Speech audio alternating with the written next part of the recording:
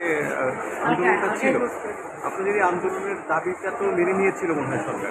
না স্যার, আমাদের আন্দোলনের দাবিটা এখনো মানা হয়নি। আমরা 14ই জুলাই, 17ই জুলাই, 19শে জুলাই, 20শে জুলাই, 21শে জুলাই আমরা আন্দোলন করছি। আমরা কিন্তু শান্তিপূর্ণভাবে আন্দোলন করছি, কোনো বিশৃঙ্খলা করি না। এমনকি আপনি সেখানে দায়িত্বরত ওসিকেও জিজ্ঞেস করতে পারবেন, আমরা আপনাদের কন্ট্যাক্ট নাম্বার দিতে পারবো। দাবিটা কি ছিল? আমাদের দাবিটার মধ্যে ছিল, আপনারা জানেন যে গত 15 থেকে 20 বছরের ইতিহাসে সব থেকে বেশি ফেল করেছে, অকৃতকার্য হয়েছে 2025-এ। কিন্তু এটা শুধু শিক্ষার্থীদের দোষ না, অবশ্যই এখানে বোর্ডের গাফিলতি আছে। কারণ গাফিলতিগুলো কী একটু আপনাকে বলি। আমাদের কিন্তু খাতাগুলো মূল্যায়ন করছে না ঠিকঠাক। আপনারা টিচার হয়ে যদি বোর্ড কথা আমাদের বিশ্বাস না করতে পারি, সঠিকভাবে আমরা খাতা মূল্যায়ন না করতে পারি, তাহলে এই দায়ভার কিন্তু আমাদের নিতে হচ্ছে। শিক্ষা মন্ত্রণালয়ের কিছু না। আমি কিন্তু সত্যি ফেল করছি। আপনারা স্যার, আপনাদের একটা প্রশ্ন, আপনারা যখন পাস করছিলেন আপনাদের 33-এ পাস ছিল না? 33-এ পাস ছিল একসাথে, কিন্তু এমসিকিউ সিকি একসাথে। স্যার আমি সত্যি ফেল করছি, এই বৈষম্য শিকার না স্যার? তাহলে আপনাকে মনে হয় না এমসিকিউ সিকিউ মিলে পাস দেওয়া উচিত? স্যার 10 মার্ক পেলে আমি প্লাস পাইতাম, সেই ছাত্র আমি এক সাবজেক্টে আমি 70 ফেলছি। এখন আমার দাবিগুলো যেগুলো, আমার 1 নম্বর দাবিটা হচ্ছে সাপ্লিমেন্টারি পরীক্ষার ব্যবস্থা করতে হবে। সো আপনারা জানেন যে বিশ্বের প্রায় সব দেশে সাপ্লিমেন্টারি পরীক্ষার ব্যবস্থা আছে। কেন সাপ্লিমেন্টারি পরীক্ষার ব্যবস্থা আমরা চাচ্ছি?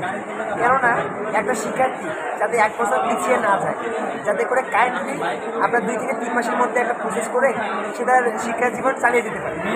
দেখা যায় যে 1 বছর যখন পিছিয়ে যায় তার কাছে ডিপ্রেসড হয়ে যায়, সে অনেকে আত্মহত্যাও করে, সমাজে মুখ দেখাতে পারে না, পরিবারের সামনে দেখাতে পারে না মুখ, এই কারণে তার পড়ালেখা থেকে দূরে চলে যায়। এই কারণে কিন্তু দেশও আমাদের পিছিয়ে যাচ্ছে, দেশ কিন্তু শিক্ষিতের হার অনেক দিন দিন হ্রাস পাচ্ছে। এই কারণে আমরা চাই সাপ্লিমেন্টারি পরীক্ষা ব্যবস্থা। 2 নম্বরে হচ্ছে এমসিকিউ সিকিউ মিলে পাশের ব্যবস্থা।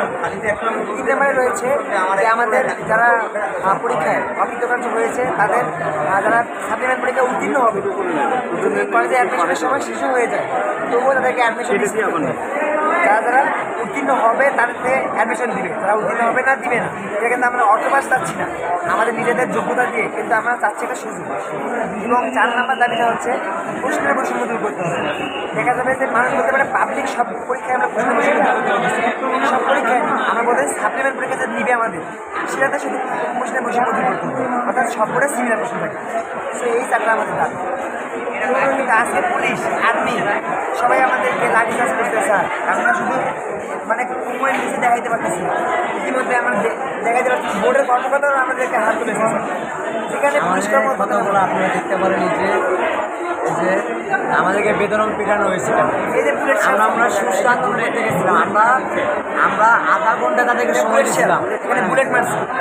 হ্যাঁ, বুলেট শাল মারছি। আমরা আধা ঘন্টা সময় দিচ্ছিলাম যে আমাদের সঙ্গে কথা বলার, কিন্তু তারা কথা বললো না কেন? এবং আমরা এই হসপিটালে থাকাও সেফলি মনে করতেছি না যে কখন তারা ঢুকে পড়ে, আমরা অসুস্থ হয়ে হসপিটালেও থাকতে পারতেছি না। মধ্যে অনেক কর্মকর্তা আমাদেরকে বলতেছে তোমরা এখানে থাকো না, সেফ না, তোমরা এখান থেকে চলে যাও। আমাদের কি এখন একটা হসপিটালেও আমাদের কি কোনো সেফ, মানে আমাদের বলতে সেফ একটা কিছু নাই? আমরা কি এতটাই একদম প্রাথমিক চিকিৎসা দেওয়া হয়েছে তোমাদের? জি, প্রাথমিক চিকিৎসা দেওয়া হয়েছে তোমাদের? জি জি।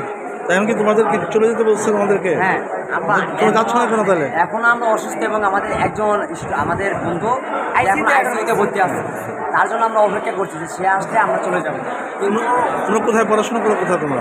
আমরা যে মানে বিভিন্ন কলেজে, যে বিভিন্ন স্কুলে আমাদের সিনিয়র ভাইরা আছে তাদের সঙ্গে আমরা আজকে একত্রিত হয়েছি। ওরাও না, যে এখানে যারা আছে সব? অনেকে আছে। বান্ডেল থাকলে প্রতি সেনমানিতে টাকা বাঁচবে। বিকাশ সেনমানি বান্ডিল কিনে জিতুন প্রতি লেনদেনে।